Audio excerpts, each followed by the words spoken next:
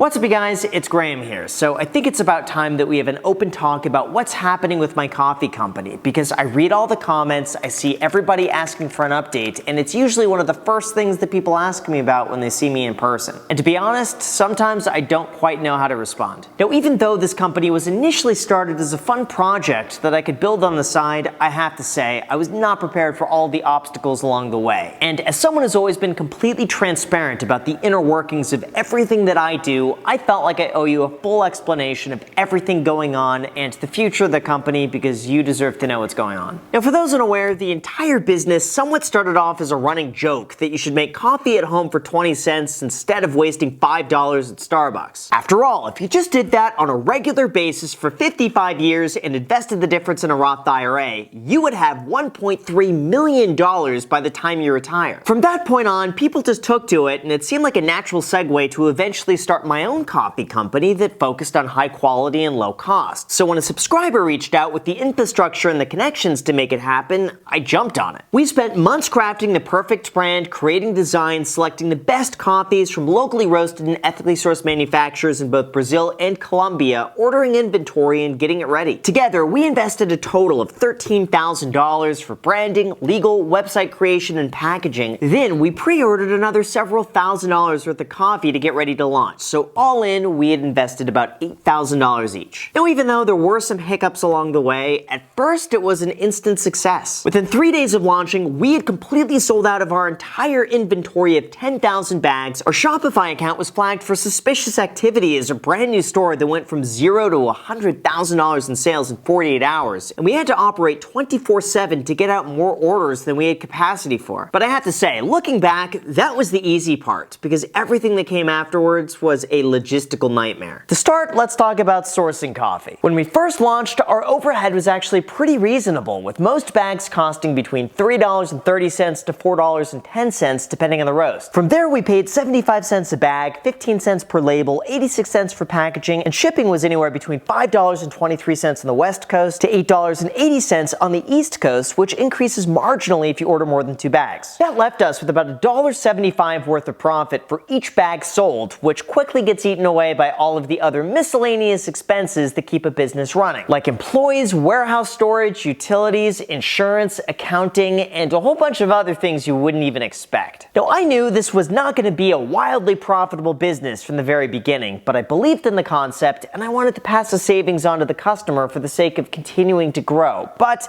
the economy made that very difficult to do. That's because Arabica coffee prices increased 76% in 2021, they were pushed even higher by bad weather in 2022, and because less coffee is being produced, people have to pay more to get it. In fact, coffee prices today are on par with the most expensive they've ever been in history, and that means our profit margins are completely destroyed. All of a sudden, our coffee went from being priced at $4.10 to $4.90, and even though 80 cents might not sound like a lot, when you combine that with the fact that everything else is also costing more at the exact same time, we had to raise our prices, otherwise we would go out of business. Second, supply chain constraints. As most of you have probably experienced, shipping is a nightmare. Even though supply chains are significantly better today than they were back in 2021, freight prices are still significantly higher, shipping ports are still congested, and wait times have increased. For businesses, this means that they have to order more product than they need to ahead of time just to avoid running out and being unable to restock. After all, imagine if a company sells a product, they can't get any more of it, and they lose their customer to a competitor just because things take twice as long to arrive. Because of that, it becomes a fine balancing act of ordering too much inventory that could take a while to sell and not ordering enough of it and running out sooner than needed. So that's been a challenge for us. Now, fortunately, we've been in the financial position of being able to order more inventory ahead of time to bring down our overall costs, and they've been selling. But we've also been in situations where we've not ordered enough and have sold out longer than we should have. And third, everything else just costs more. Here's the thing, when you run a business, there are a lot of random miscellaneous expenses that begin to add up that most people don't even think of, like the coffee bag. Today, it's 10 cents higher. The label, add another 3 cents. Exterior boxes and packaging, that's 10% more. But wait, there's also the cost of labor. What originally was $1.85 per order increased to $2.45, and each additional item is now almost twice as much to include as it was before. Our retargeted marketing campaigns also became an absolute nightmare after the iOS update, which allowed users to stay anonymous and triple their cost of customer acquisition. So as of this year, we've stopped advertising entirely. Shipping is also more expensive, with East Coast orders of multiple bags going from $9.52 to $12.67. That meant that in order to run a successful business with enough margin to continue growing, we had to raise our prices and expand with new products that had better profit margins. And so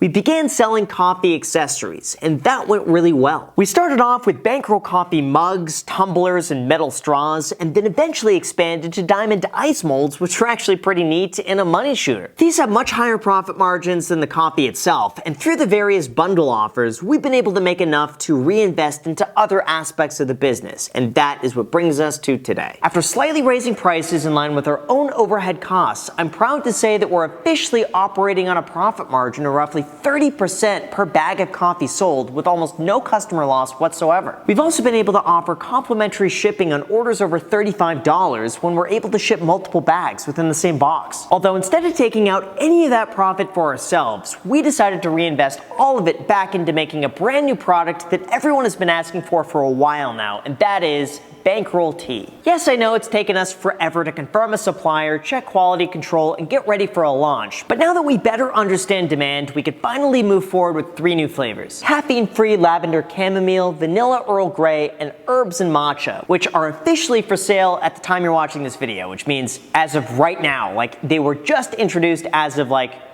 an hour ago. There's also a slightly higher profit margin on tea because it's less labor intensive to produce, and that means at retail price, we could expect a total profit margin of just under 50%. To me, it just makes sense to slowly expand the range of products being offered and do it in such a way where we know we're not going to have any logistical issues. After all, our first launch had a major learning curve to ship out 10,000 bags of coffee in less than a week. So this time we are fully prepared to sell out, but in such a way where we could quickly get orders out to everyone who's as impatient as I am to get them. Although in terms of how much money we are now making, along with all the numbers throughout 2022, here's what you came for, and here's an inside look into the entire back end of the company. To start, in total, we have just over 16,000 customers, and throughout 2022, we've done just over $100,000 worth of sales with no paid advertising and no special shoutouts. Just one video mentioning it in February, along with a merchant shelf below the video, and that's it. Now, even more remarkable is that in the last 90 days, we've had a nearly 60% returning customer rate, meaning more than half of people who place an order will place another order in the following few months, which is practically unheard of. Just for some context, a good reorder rate on Shopify is about 27%, and we're more than double that. Now, if you're curious what people are buying exactly, the most popular product is the 20-cent iced coffee with Morning Drip, Hodl, Double Down, and Diamond Hands right behind it. We also have quite a few people buying the bundle package, since that's a lot cheaper than buying out each item individually. And overall, the average order comes in at about $34, which is $1 below the free shipping threshold. Now, I'm guessing that because so many people sign up for the subscribe and save option, it discounts their order by 15% and includes free shipping. So they save money, and we could better predict future cash flow, thereby leading to a slightly lower average order price. Now, of course, keep in mind that all of those numbers are gross and don't take into account all of our expenses, but overall, we've been able to position ourselves where we could actually begin making money and reinvest those profits into expanding in new areas like tea and eventually K-Cups, coffee makers, and anything else that you could think of using. I know we're moving a lot slower than most businesses when it comes to launching new products, but for me, I'd rather take my time and launch a few very solid items that I know will run smoothly than try to overexpand too quickly for something that we're not prepared for. After all, the goal from the very beginning was to build a brand that could stand on its own without me being the one to push it, and this year has been a great example that our customer base has continued to expand even if I don't mention it. To me, that's the biggest compliment because I know people are buying it because they actually enjoy it. And even though it's the coffee that I drink every single morning, it's cool to see other people join in and support the community. So for everybody who's made it to this point, as a huge thank you for all of your patience, feel free to use the coupon code BIRTHDAY to get 10% off all coffee and 15% of all bundle packages. Plus, if you make a purchase in the next 24 hours, we'll throw in an extra perk that's on screen right here.